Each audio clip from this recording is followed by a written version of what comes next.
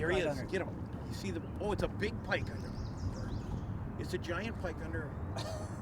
Oh, yo. Make a mistake. Mark Fisher in the boat with Bernie Schultz, notable tournament angler, great guy, great fisherman. What we're doing is starting out trying to define what is the time of year, and obviously it's summer because you can tell by the weed growth. Early summer is all about right after the spring and right after the spawn. Everything centers around the spawn, no matter where you are in the country. And how are these fish progressing? But we're in that early summer.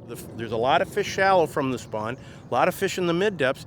And what we're going to do is break it down and go shallow, and we're going to go deep. And we're going to take 4 high percentage baits. Bernie's using the floater. I'm going to throw it to Bernie and let him tell you why he does what he does, shallow to mid-depth. I'm a shallow water guy. I try to use all the tools I can to find those fish that stay, in the shallows through the summer. And this is one of the best I know of. The bait can be fished so many ways. It's a really versatile bait. You can throw it out there and just pretty much let it sit, especially on a calm day, and it'll pull fish out of cover to itself. You can also fish it like a jerk bait. You can actually impart a lot of action to the lure. It's very erratic. When you just make a series of quick twitches with it, it dances underwater. That too can pull fish to the bait. Steady retrieve. I remember when I was a kid, we used to just troll these things and catch a lot of fish. And to me, it's just kind of a go-to bait. So the flutterworm is really effective. If you can see, Bernie and I are fishing side by side. He's throwing to the open pockets on the inside edges, and I'm working kind of the shallower mid-depth areas and throwing the flutterworm in and just letting it sink and flutter around and drop into the pockets and the holes in the vegetation. That's why it's rigged Texas rig. I'm not hooking myself up. I'm not hooking up any weeds, and it's very simple. The pike will eat this, the bass will eat it, and it's a lot of fun. After covering the shallows, now we're going to move out and work kind of the mid to the deep edges, outside edge.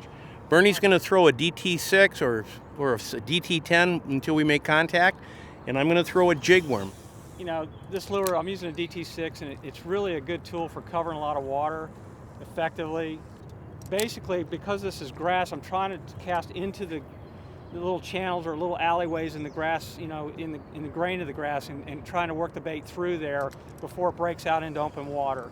And if you make contact with the grass, all the better. You just want to snatch the bait free.